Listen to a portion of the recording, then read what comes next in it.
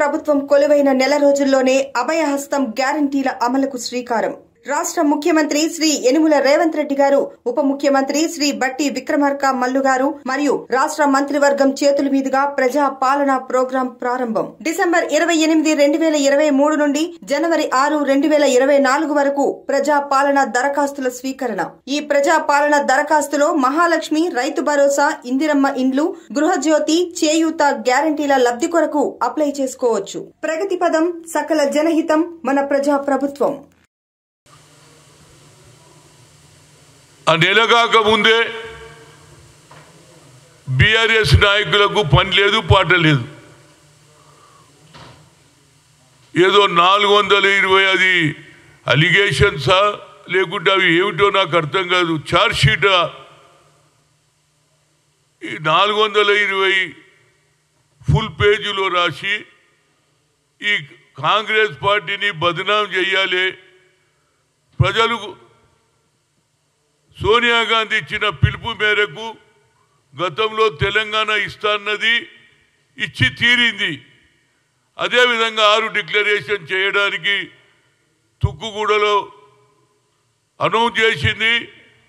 Power రావడంతో ప్రజలు ఆమె మీద నమ్మికతో ఓటేస్తే తెలంగాణ ప్రభుత్వం స్వేరింగ్ సెరమనీ కూడా వచ్చి ఆమె ఇది అమలు చేయాలని ఫస్ట్ సంతకం చేసినటువంటి ముఖ్యమంత్రి ఇచ్చిన వాగ్దానాల ప్రకారం సోనియా గాంధీ ఆదేశాల మేరకు చేయడం జరిగింది. దానికి ఏం తొందర ఉన్నదిరా బాబు? మీరు ఈ 10 ఏళ్లలో ఒక్క పనైనా చేసిరా? ఇచ్చిన హామీలు ఏది పూర్తి చేసిరు ఒక్కటన్నా చెప్పండి. కొత్త హామీలు పెట్టారు మీరు.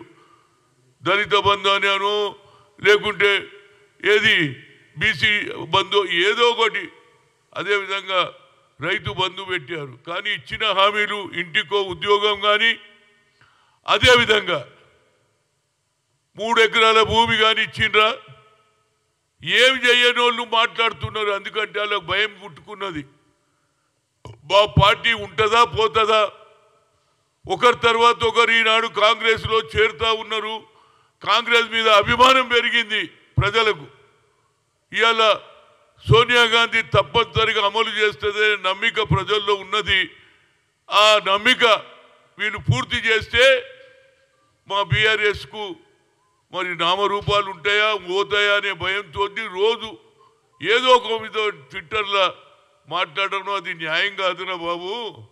మేము తప్పనిసరిగా అమలు చేస్తాం. అమలు చేయనప్పుడు మాట్లాడితే I can understand. Already bus పెట్టేసిండ్రు. ఏది ఇవాళ బస్సులలో ఫ్రీ అన్నం ఇచ్చేసినాము. అదేవిధంగా మహిళలకు సాయం చేయాలని గతంలో రాహుల్ గాంధీ గారు 73, 74 అమెండ్మెంట్ తెచ్చి పంచాయతీరాజ్ నగరపాలికలలో బిల్లు తెచ్చారు. ఇవన్నీ మేము చేసినాము, రేపు చేయబోతున్నాం. దానికి ఇలాంటి అలిగేషన్స్ బాగలేదు. ప్రజలు నవ్వుకుంటున్నారా బాబు? మీకు అర్థం చేసుకుంటారు. మీరు ఏం ట్విట్టర్లో చేసినా పేపర్లో చూసి అరే ఒకడు అడుగుతున్నాడు, అరే క్యాజీ बीआरएस वाले को अभी क्या जल्दी है, आप लोग करते बोले तो इन लोग क्यों रोजाना बयानबाजी कर रहे అంటున్నారు. దాన్ని తగ్గించమని చెప్తున్నా. నేను వాళ్ళలాగా మాట్లాడాను. ఒక కల్చర్ ఉన్నది. మీకు 10 ఏళ్ళు మీరు ప్రభుత్వంలో ఉన్నారు. ప్రభుత్వంలో ఉండి ఈనాడు అపోజిషన్ మీద లేనిపోని అలిగేషన్స్ ఇంకో పనేగాలే. అదేవిధంగా కేంద్రంలో నరేంద్ర మోడీ గారు 2 కోట్ల ఉద్యోగాలు అన్నాడు, అది చేయలేదు. వీటికి అన్నిటికీ ఒకటే భయం చుట్టుకున్నది. అటు బీఆర్ఎస్కు ఇటు బీజేపీకి. ఎట్టి పరిస్థితులలో కాంగ్రెస్ పార్టీ ఇచ్చిన మాట నిలబెట్టుకుంటుంది. సోనియా గాంధీ భయంతోటే ఈ అలిగేషన్స్, ఈ 420 అని ఇంకో 440 అని ఏదేదో చెప్తున్నారు ట్విట్టర్లో. ఇది మంచి పద్ధతి కాదనేది నా ఉద్దేశం. ఒక సీనియర్ నాయకుడిగా ప్రజలు ఈనాడు నమ్మికతో ఆనాడు ఏది 28 కాంగ్రెస్ ఫౌండేషన్లో డిక్లేర్ చేశాము. ఇంకా 6వ తేదీ దానికి టైం ఉన్నది. ఏది వైట్ కార్డు, అదేవిధంగా ఆధార్ కార్డుతో వచ్చినటువంటి వాళ్లకు అన్నీ అందించడానికి ప్రయత్నం చేస్తుంటే మీరు ఈ అలిగేషన్స్ మానుకోండి. తప్పనిసరిగా మేము అమలు చేస్తాం.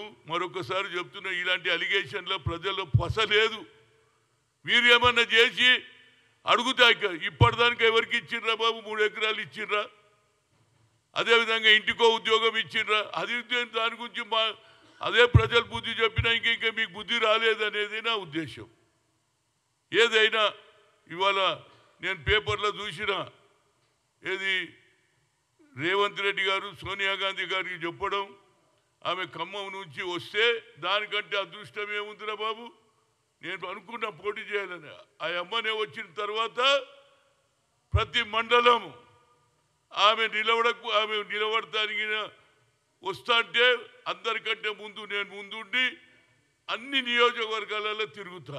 ఎందుకంటే నేను మొదలే ఆలోచన చేసి నుండి ఆనాడు ఖమ్మంలో రాజీవ్ గాంధీ గారు 3 సార్లు వచ్చాడు. ఆనాడు ఎన్టీ రామారావు ముఖ్యమంత్రి, వెంగళరావు పిసిసి ప్రెసిడెంట్. ఫ్లడ్స్ వచ్చినప్పుడు వచ్చారు. ఇంటీరియర్ విలేజెస్లో ట్రైబల్ విలేజ్లో పోయాడు. ఆ అమ్మ వస్తే ఇంతకంటే సంతోషం ఏమిందిరా బాబు నాకు. ఇంటింటికి తిరుగుతా హైయెస్ట్ మెజార్టీతో సామాజిక న్యాయం చేసే తల్లి వస్తున్నది. ఇందాక నాడు కొత్తగూడెంలో మొదలుపెట్టారు తెలంగాణ ఉద్యమం. మా బతుకు తెరువుకు అన్యాయం జరుగుతుంది, అక్కడికే వస్తుందంటే అంతకంటే అదృష్టం ఏముందిరా బాబు.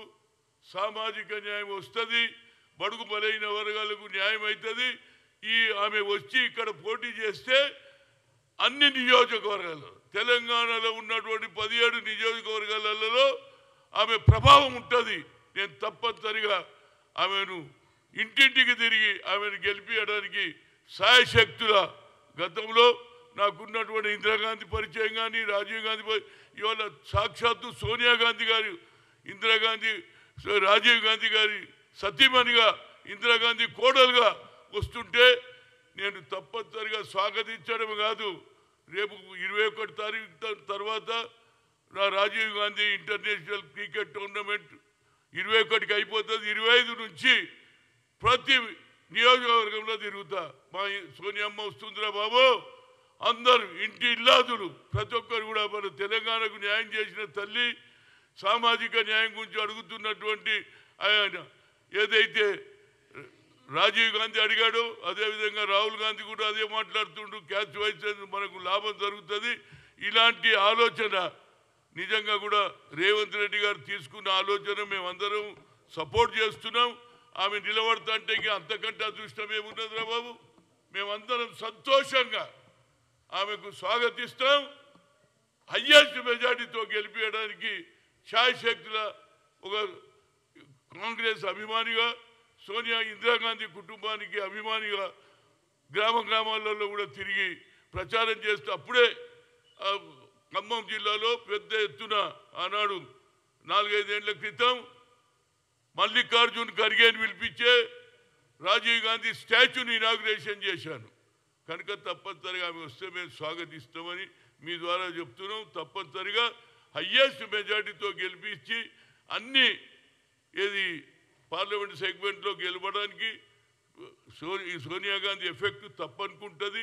దానివల్ల వచ్చే పార్లమెంటు ఎన్నికల్లో 2024లో రాహుల్ గాంధీని ప్రధానమంత్రి, ఇండియా కూటమిని గెలిపించడానికి శాయశక్తుల కృషి చేస్తాం. తప్పనిసరిగా ఈసారి రాహుల్ గాంధీ ప్రధానమంత్రి అవుతాడనేది నా గట్టి నమ్ముకున్నది. ఎందుకంటే ఆయన తిరిగినటువంటి కన్యాకుమారి నుంచి కశ్మీర్ దానిగా ప్రజలలో అభిమానం వచ్చింది, బడుగు బలైన వర్గాలలో వచ్చింది, నిరుద్యోగ యువకులలో వచ్చింది, అదేవిధంగా రైతులలో వచ్చింది. కనుక ఆయన మీద అభిమానం ఇక్కడే కాదు అన్ని రాష్ట్రాలలో మెజార్టీ రావాలి. ఆయన దేశానికి ప్రధానమంత్రి కావాలి. Thank you.